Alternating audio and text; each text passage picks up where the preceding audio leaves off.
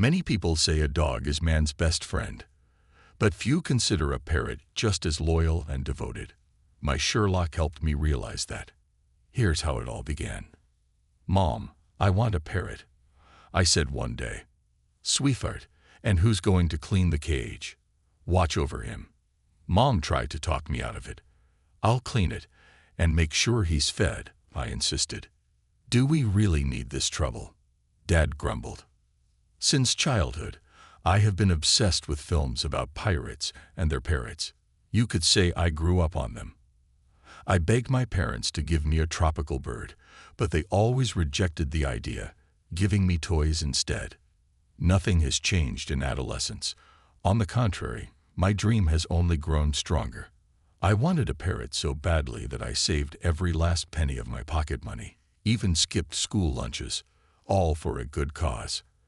At that time, I was devouring books about parrots. Eventually, my parents gave in. We broke open my piggy bank and bought a beautiful gray parrot, a jacko with a red tail. I named him Sherlock. My love for detectives was irresistible. Sherlock turned out to be incredibly clever, picking things up so quickly. I had to work hard to correct some of the bad words he picked up at the bird market. Right after university, I found a job and moved out. Of course, I took Sherlock with me. There was a lovely pet shop in the area where I bought food and toys for him. A girl named Harper worked there, a kind and sweet Harper. "I'm back." I winked at her, and she blushed a bit. "Is everything as usual? How's Sherlock?" she asked with a warm smile. She was always interested in both me and the parrot, and I enjoyed sharing my life with her. It didn't take long before I asked her out. I didn't even realize how quickly things escalated, and before I knew it, Harper was at my place. "I'm not a psychopath," Sherlock said suddenly. "What?" Harper jumped when we stepped into the hallway. "I'm a highly active sociopath," Sherlock added. "This is my Sherlock, the one I told you about." I chuckled. "Well, from your stories, it didn't sound so creepy," Harper said nervously, waving her hand.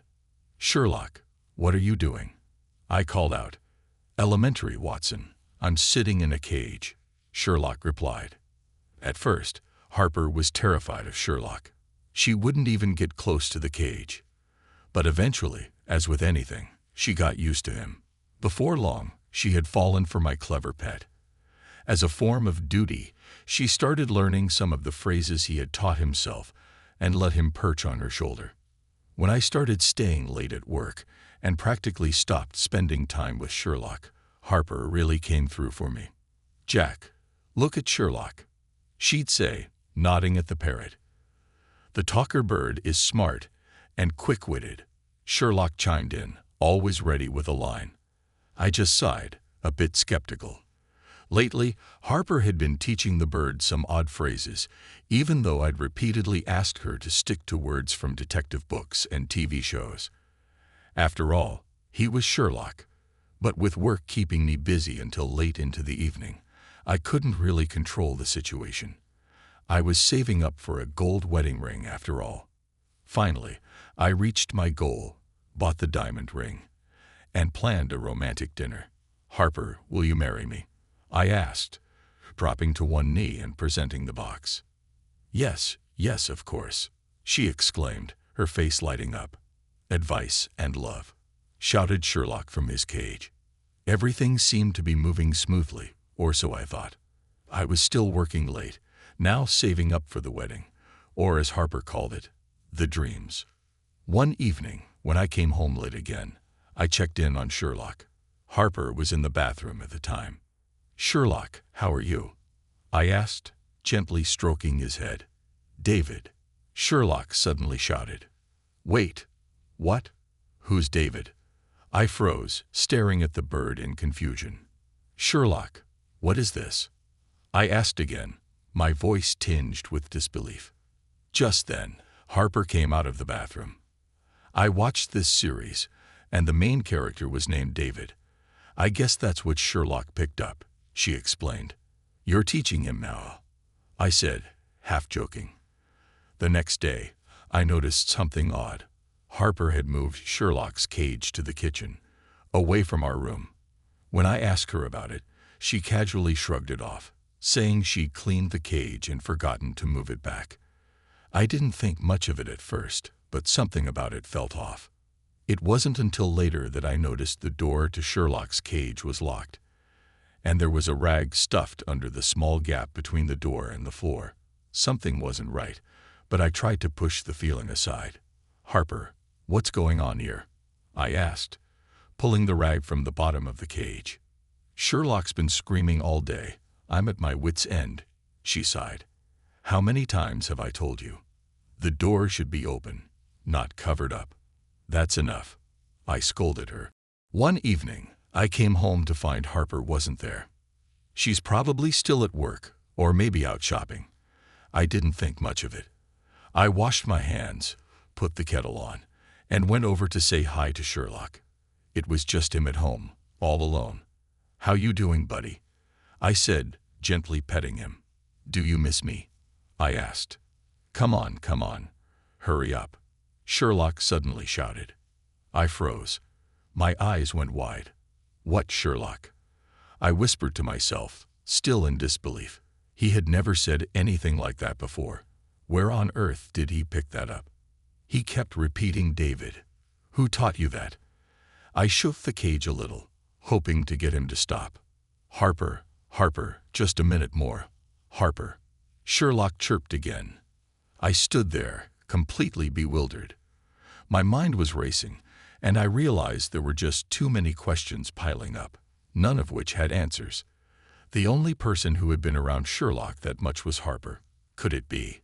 Was she really cheating on me? I thought about how she'd locked Sherlock in, how she'd moved his cage to the kitchen. It all made sense now. And the repeated mention of David. It was too much to ignore. Finally, the keys jingled and the door opened. Harper came in, looking a little flustered. "Harper, where have you been?" I asked, my voice tight with tension. "I was at a friend's," she answered, sounding casual. "Look at this, Sherlock's been shouting some strange stuff," I said, trying to keep my cool. She blinked, seemingly unfazed. I repeated the phrases I had heard from Sherlock when I arrived home. To my surprise, Harper claimed she had no idea where he got them from. At first she said she spent the whole day at work, and then at a friend's place. But then, all of a sudden, she remembered the series she was watching, the one with a character named David. Isn't that too many coincidences? And isn't the main character's name Harper? I grinned, trying to mask my growing suspicion. No, oh my God, it's just the stupid parrot," she exclaimed, banging her fist on the table. "That dumb bird. We were just closing the door." That was it. The truth spilled out. Harper admitted everything. She confessed that while I was working hard to earn money for our wedding, she had been secretly meeting up with her ex, David. They'd reconnected, and just like that, old feelings had flared up. He even taught Sherlock those phrases, and it had all been happening right under my nose. Apparently, David had been visiting Harper at work, and one day, he invited her to his place. He showed her a kitten he'd rescued from the street, and that's when things had gone too far. Before the wedding, "You can't say anything," she whispered. I was done. That night, I packed up all my things and left. "Bye-bye, and don't promise anything," Sherlock called out, sounding almost too wise for a bird. My loyal Sherlock, my little spy, had opened my eyes to the truth about my fiancé.